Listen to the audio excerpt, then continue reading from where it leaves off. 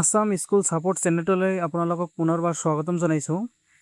SRD special recruitment driver অধীনত নিয়মিত হোৱা 15,000ৰ অধিক শিক্ষকৰ দৰমহা প্ৰক্ৰিয়া ট্ৰেজাৰীৰ পৰিৱৰ্তে SNA স্পৰ্টছ মডিউলক লৈ যোৱা কেইদিনমানত বহুতৰে মনত নানা প্ৰশ্ন আৰু শংকাৰ সৃষ্টি হৈছে। আজিৰ এই 2 মিনিটৰ ভিডিঅ'টোত আমি 31 জুলাইৰ চৰকাৰী অৰ্ডাৰৰ পৰা 2 আগষ্টৰ শিক্ষামন্ত্ৰীৰ স্পষ্টীকৰণলৈকে সমগ্ৰ বিষয়টো ক্ৰমান্বয়ে সহজ ভাষাত বুজি ল'ম। যোৱা 31 জুলাই 2026 তাৰিখে শিক্ষা বিভাগৰ যুটীয়া সচিব প্ৰাঞ্জল চৌধুৰী ডাঙৰীয়া আৰু ডিব্ৰুগড় ট্ৰেজাৰী অফিচাৰ তৰফৰ পৰা দুখন গুৰুত্বপূৰ্ণ চিঠি প্ৰকাশ পাইছিল।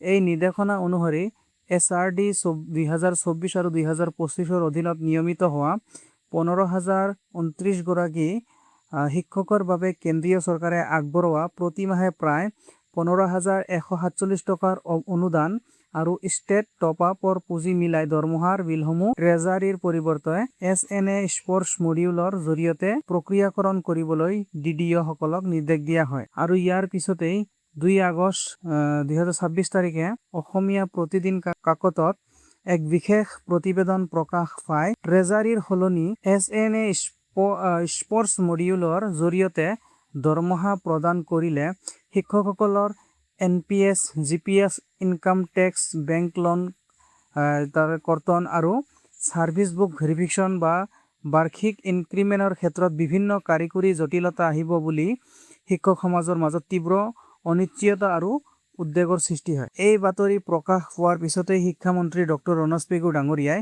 তৎপৰতা প্ৰদৰ্শন কৰি সামাজিক মাধ্যমযোগে শিক্ষকসকলক আশ্বস্ত কৰে। তেওঁ স্পষ্ট কৰি কয় যে দৰমহা বিতৰণৰ এই সমগ্ৰ ব্যৱস্থাটো এটা টেকনো-ফাইনেন্সিয়েল বিষয়। স্কুল এডুকেশ্যন ডিপাৰ্টমেণ্ট আৰু ফাইনেন্স ডিপাৰ্টমেণ্টে যৌথভাৱে ইয়াৰ সমাধানৰ কাম অগ্ৰাধিকাৰ ভিত্তিত চলাই আছে।